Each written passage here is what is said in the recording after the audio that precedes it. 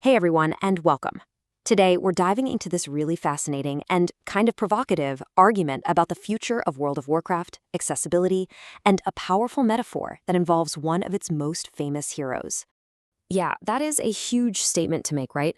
But stick with me, because according to the source material we're looking at, it's the perfect way to understand how the game has evolved. And this isn't meant as an insult, not at all. It's more like a diagnosis of this profound shift in who is playing and, maybe more importantly, how they're playing. And here's the thing you gotta understand. After 20 plus years, the people playing WoW aren't just tourists anymore. They've basically moved in for good, and that has fundamentally changed the entire game, creating a very real need for new kinds of support for its permanent residents. Okay, so let's actually dig into what this retirement home really looks like. We're going to meet the residents, the elders, and see how the game itself is adapting, or not, to house them permanently. So let's meet the elders. Now, these aren't your fresh-faced newbies. No way. These are the veterans, the ones who've been there pretty much since day one. And with the game starting to focus on stuff like comprehensive player housing, their priorities have changed too. It's less about high-stress rating and more about building a comfortable, settled life in this world they love. And what's so wild and honestly kind of brilliant is that the game's own story is starting to mirror this exact reality. The need for accessibility isn't just some abstract player issue anymore. It's now baked right into the lore of the game through one of its most powerful characters. So, during the events of the War Within, Archmage Khadgar, he has to make this insane sacrifice. He literally turns his body into pure energy just to survive. But it comes at a huge cost, leaving him permanently disabled. But, and this is the important part, they don't just write him out of the story. Nope, by 2026, another Archmage, Modera, actually builds him this incredible magical wheelchair, so he can keep on being the Guardian of Azeroth. And this is so key, right? The way they normalize it. Khadgar isn't moping around. He's actually joking that his new chair is way more convenient than flying a griffin. This sets a huge precedent in the game itself. I mean, if Azeroth's most powerful hero can use an assistive device to keep going, then why can't the player? All right, but this is where things get complicated. Because while the story is all about accessibility, the developer, Blizzard, they have a very different take on things. You can almost think of them as the super strict parent in this digital home, and they've got a very clear set of house rules. You see, over the years, Blizzard has been locking things down, tightening its grip on the game's API. That's the system that lets all those player-made add-ons work. They've taken away tools that helped map out the world in 3D, and they've started hiding crucial boss mechanics from those very add-ons. So, to use our metaphor, it's like they've invited everyone into this awesome retirement home, but then they started ripping out all the wheelchair ramps. So this creates a real problem, right? A crisis of care, you could say. And right into that crisis steps an outside solution, a completely different way of thinking about how to live in this house. And our source calls this the Fokker framework. And this slide just nails the difference in thinking.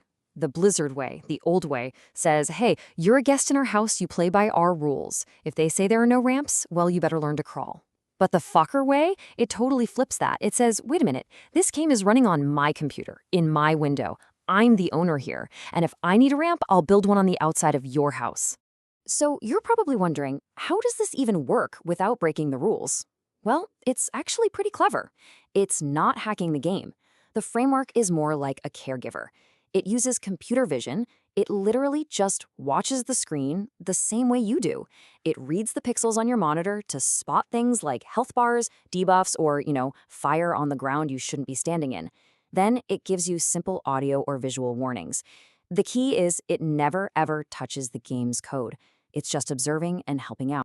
And this brings us right back to our central idea. This Fokker framework isn't just some random tool. It's the player's version of Khadgar's magical wheelchair.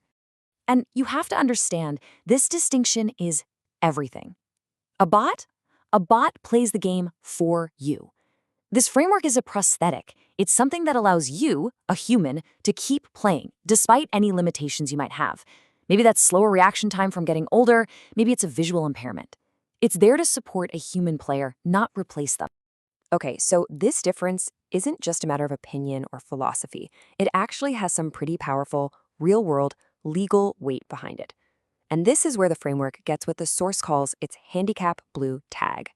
You see, there are laws out there, like the CVAA in the US, which basically say that digital stuff, communications, interfaces, has to be accessible.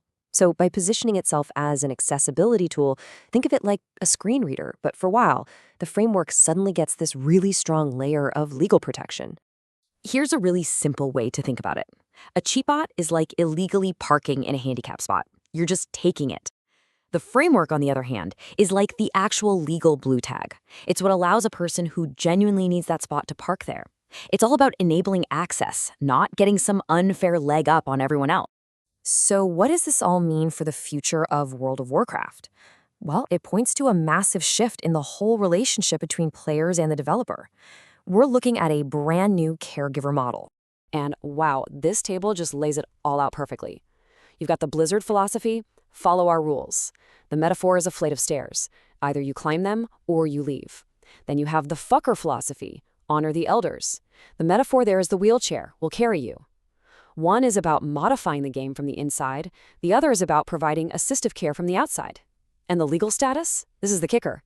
One is just compliant with the terms of service, while the other is arguably immune under accessibility laws. And that's really the bottom line here. This whole thing isn't about cheating. It's a jurisdictional shift. The power dynamic has changed. Sure, Blizzard controls the game, the code, the world. But the user? The user now controls the care. And that leaves us with one last big question to chew on.